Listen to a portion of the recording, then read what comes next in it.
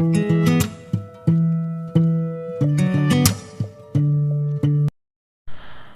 morning everyone. The next topic that we are going to discuss is MMR, measles, mumps and rubella, and today mainly I am going to discuss regarding measles. So measles, the other name of measles is rubeola. The other name of measles is called as rubeola. So what is measles?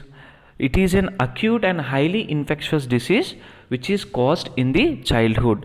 It is caused by a specific virus called RNA paramyxovirus. It is caused by a specific virus called RNA paramyxovirus. So what are the characteristics of measles? So whenever a patient is infected with measles, the main characteristics that we can observe are fever and respiratory tract symptoms, and they are followed by a typical rash. So in coming slides I am going to discuss what are all the respiratory symptoms. So measles is associated with high morbidity and mortality in developing countries. So you can observe more number of measles cases in the developing countries. 2% of under 5 mortality in India according to WHO 2014. Coming to the agent factors. So if you see the epidemiological factors, mainly we are going to discuss what is the agent, what is the host, and what is the environment which is favorable for transmission of the disease. So coming to the agent factors, what is the agent? The agent is RNA virus, nothing but paramyxovirus family, and the genus is morbillivirus, and the genus is morbillivirus. So this RNA virus, it cannot survive outside the human body. The source of infection is, in agent factors, the main source of infection is the case of measles. Means the person who is infected with measles is the source of infection for the transmission from one person to the another person, and there is no animal reservoir. And so continuation of agent factors. So infective material. What is the infective material? Here what is the source of infection? The source of infection is a case of measles. So secretion from the nose of an infected person, and throat and respiratory tract, these are the infective materials. So how long the virus can be contagious, how long it can stay outside the environment is, virus remains active and contagious in air or on infected surface up to 2 hours. As I said earlier, the virus cannot live outside the human body, but when an infected person, when the source of infection is spreading, means whenever he coughs or whenever he sneezes, the droplets which are spread on the air or any surface, the virus can survive up to 2 hours. So what is the period of communicability? The 4 days before to 4 days after the appearance of rash. 4 days before to 4 days after the appearance of rash. I am going to discuss this earlier slide in the coming slide. So highly infectious during prodromal period and at the time of eruption. You can see what is the prodromal period. You can consider it as initial period also. So during the initial period, and once the rashes begin to appear, this measles is highly infectious disease. It can be contagious and can be transmitted from one person to another person very easily. The secondary attack rate is 80%. So the main source of infection is the infected person, means a case of measles. Whenever there is a proper contact between the patient and the healthy person, or whenever he touches the inanimate objects which are having the presence of virus on it, it will cause secondary attack. So what are the host factors? According to age, if you take, commonly it is occurring from 6 months to 3 years in developing and underdeveloped countries. So if you consider developing and underdeveloped countries, the age group that is affected is commonly 6 months to 3 years of age, and more than 5 years in developed countries. So in underdeveloped and developing countries, the age group is 6 months to 3 years, and in developed countries the age group is more than 5 years. The age group is more than 5 years. Coming to the immunity, so there is no age is immune if there is no previous immunity. No age is immune if there is no previous immunity. One attack gives lifelong immunity. One attack gives lifelong immunity. So you can see in this condition in chickenpox also. Once if you are infected with varicella zoster virus, so there is no second attack in life. There is no second attack in life. If it is coming also, it is very rare. It is very rare. So the same thing we can see it in the measles also. The same thing we can see it in the measles also. Once if you get the measles disease, you will get a lifetime immunity. You will get a lifelong immunity. So there is no chance for secondary appearance of measles to the person who has infected previously. Coming to the nutrition, so which people are more prone to get means malnourished children are highly susceptible, and mortality is very high. Coming to the environmental factors, what are the favorable conditions in tropical climate such as dry season, and in temperature climate such as winter season overcrowding? In India, mainly from January to April. The prevalence rate is very high.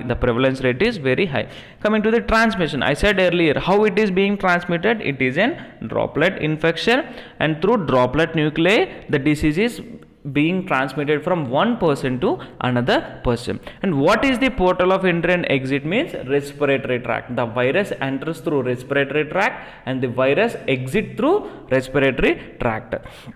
And coming to the incubation period, so what is the normal incubation period of measles is? It is just from 10 days to 14 days. It is about 10 days to 14 days.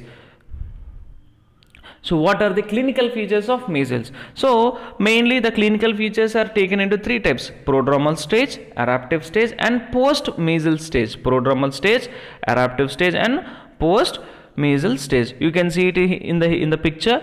So whenever a person is infected with measles, there will be high temperature and red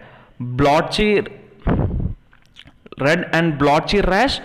It first appears on the forehead, and red and inflamed eyes. You can see in the picture clearly red and inflamed eyes, and runny nose, hacking cough and sore throat, and Koplik spots. Hacking cough and sore throat and Koplik spots. So you can see the distribution also. It is more on the forehead and less on the body and other parts of the trunk. We can see more number of rashes on the forehead. So what is prodromal stage? So what is the incubation period here? It is about 10 to 14 days. So once the incubation period is done, means we can consider it as 10th day. So 10th day or the 14th day. So you can consider it as 10 days or you can consider it as 14 days based on the incubation period. So what is the prodromal phase is? From 10th day of infection to 14th day. From 10th day of infection to 14th day is considered as prodromal stage. So you can observe mainly 3 C's. Mainly 3 C's. Cough, coryza with sneezing and nasal discharge, and conjunctivitis. We can observe in prodromal state, we can observe mainly 3 types of C's. That is cough, coryza with sneezing and nasal discharge, and conjunctivitis. Lacrimation and photophobia. You can see discharge from the eyes, and they are like photophobic. Fever for 4 days. You can observe fever for 4 days, and there may be vomiting and diarrhea, and you can observe Koplik spots. I'll show you what is Koplik spot. So these are some common symptoms. As I said, there may be fever, there may be cough, runny nose, red and watery eyes. So you can see here in the picture clearly the eyes are red, and you can see the water discharge, the rash is more on the forehead and similarly distributed on the face and the other parts of body, see, on the first day the rash is mainly appearing on the face, and you can see there is no rash on the other part of the body. But when you see on the third day, the left side, the whole body is having rash.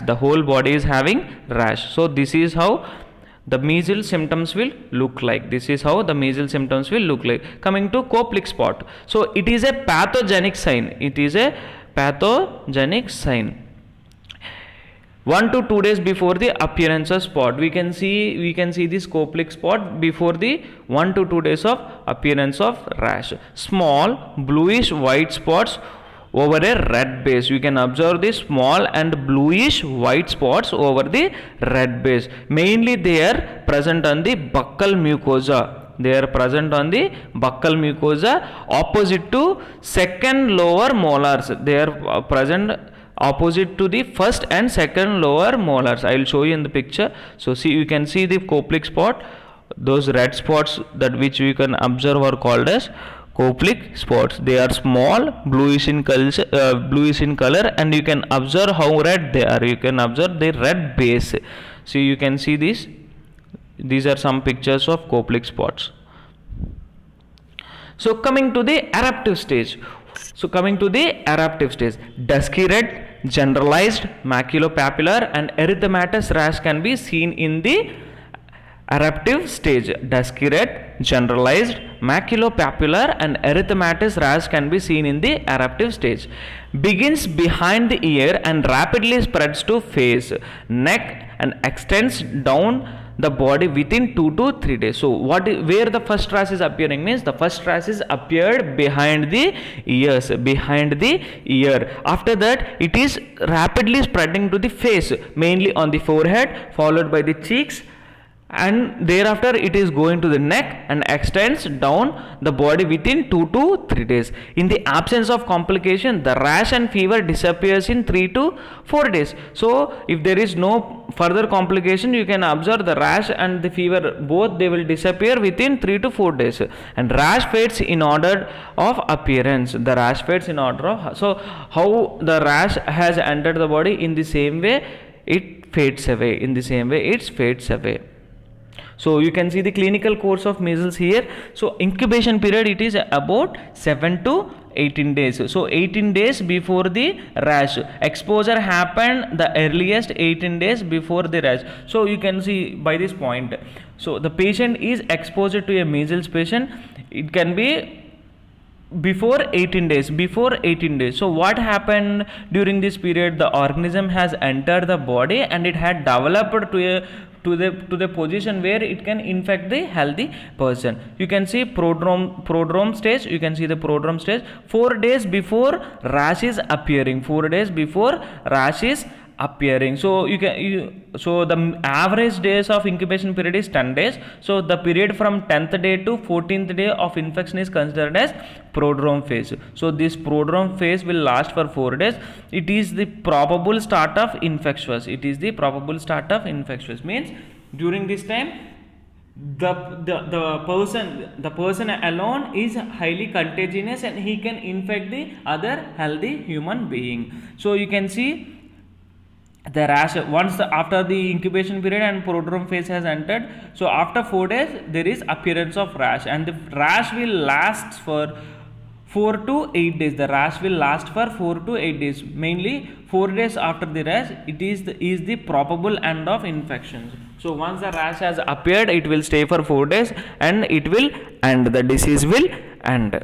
So this is the clinical course of measles. Incubation period is about 7 to 18 days. The average you can take it as 10, and the prodromal stage will last for 4 days, and the rash will appear on the 4th day and it will last until 8th day. So for 4 days it will stay and it will disappear. You can see the measles rash. As I said earlier, you can see the baby having conjunctivitis and there is discharge from eyes, there is discharge from nose, and you can see the rash is present on the face as well as the body. So post measles stage. So what is the post measles stage? What are the complications if a child is getting measles during the childhood? The most common one is growth retardation. The most common one is growth retardation and susceptibility to other infections. So the complications include pneumonia. So 20 to 80% in developing countries and less than 10% in developed countries. You can observe diarrhea, you can observe respiratory infections, you can observe otitis media, and rarely febrile convulsions and encephalitis. Coming to the treatment of measles. So what is the treatment of measles means? So since it is a communicable disease and it is highly contagious, and the case of measles is the only source of infection, so the main thing that we can do is isolation of the person. Isolation for 7 days after the onset of rash. Once the prodromal stage has begun and if you are observing the rash, so what we have to do, we have to isolate the patient. For 7 days, and no specific antiviral treatment is available. There is no specific antiviral treatment. Supportive care. So only the supportive care that we can give. What supportive care we can give? We can give good nutrition, adequate fluid intake, and treatment of dehydration. So we can give antibiotics mainly to treat the eye and ear infections and pneumonia. Why ear and eye infection means we are observing conjunctivitis, redness of eyes, and discharge from eyes. And the first rash which is appearing is behind the ear, and there are more chances of getting ear infection. All children diagnosed with measles should receive 2 doses of vitamin A supplements. It is given 24 hours apart. Vitamin A can help to prevent eye damage and blindness. Vitamin A supplements reduce the death from measles by 50%. Since this measles is causing conjunctivitis, there is higher chances for damage of eye and there are higher chances of blindness also. So how we can prevent is mainly through vitamin supplementation. Prevention of measles. So how we can prevent is through immunization. So eradication can be achieved by immunization rate at least 96% under 1 year of age. So if we are able to provide immunization, if we are able to provide vaccine for the 1 year age of children, we can prevent 96% of measles. Ongoing immunization against measles. So measles vaccination is nothing but live attenuated vaccine. It is given subcutaneously 0.5 ml. It is given at the age of 9 to 12 months and it will give lifelong immunity. If you receive measles vaccine, you will get lifetime immunity, 90 to 99%. And reactions include mild fever. This vaccine is available in the form of MMR vaccine. So it is a combined vaccine, measles, mumps and rubella. So immunoglobulin we can give within 3 to 4 days of exposure. So measles outbreak control. How we can control is, as I said earlier, isolation of the patient for 7 days after the onset of rash. Active immunization of contacts within 2 days of exposure. So if you come to know that a person is exposed to the case of measles, we have to give immunization. We have to give active vaccine so that we can prevent the outbreak of measles. Prompt immunization at the beginning of outbreak. So these are some control measures of measles. Thank you. Next class I am going to discuss mumps and rubella.